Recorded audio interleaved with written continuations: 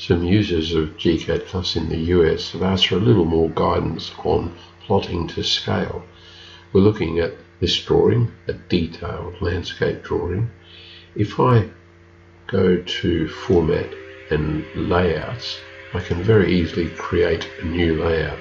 These layouts that you see in the list are already here, an architectural B, C, D and E along with a letter one. So I can pick here a new layout and choose from quite a long list whatever paper size you are using or you wish to use. So I'll cancel from there. Let's imagine that we want to print on a small printer attached to our computer that's got letter size paper in it, and there's the letter size layout. They're concerned about scale, and does the view that you see on a layout sheet alter the scale? The answer is no. If we double click here, we go into, it's like creating a porthole. We're looking at the design, and if I enlarge the magenta box there and then just display it back on the layout, can you see the drawing shrinks on the sheet? You might want to do that to put a plant schedule in. To get rid of that dotted line around there, just double click just inside here and the line changes. So I've made the border of the floating viewport red in colour just to help us. I can also zoom extents.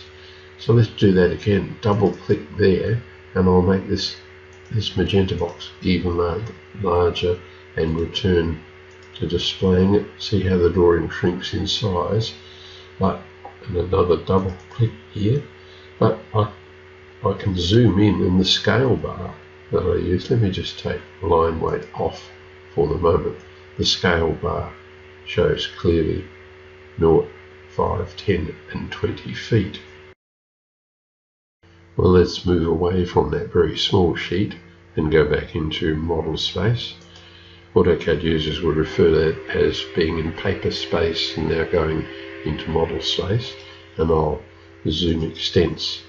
Note that as we increase the size of our porthole, my view back here in model space changed. But we've been asked for specifically, how do you set the scale, the fixed scale in a layout? Well, if you go to architectural B size sheet, let me just right click and go to the layouts manager. That's an architectural B sheet clearly. I'll cancel. If I pick the floating viewport, the one in red there, a fixed scale has been set, and that's been set to a scale of 192, and that's done by modify, set fixed scale. The prompt says pick the viewport, and we've got a choice of metric or imperial. I'll hit Imperial, and I set my scale at that point, and just in this case it's a B size sheet, so 1/192, shouldn't see any change in the drawing. If I change that to 1/96, so let's hit enter and repeat that again,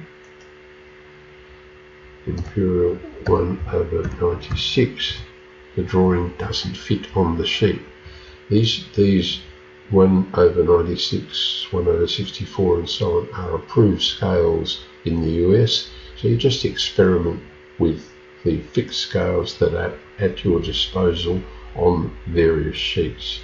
Here's a C size sheet at 1/96, and we can go to a D sheet that's got a fixed scale of 1/64. Doesn't quite fit. Notice up at the top there we're in a degree of difficulty and we're cropping this bit. And finally on an E size sheet we can go to 1/64 and have some space left for an extra viewport, say to look at the plant schedule.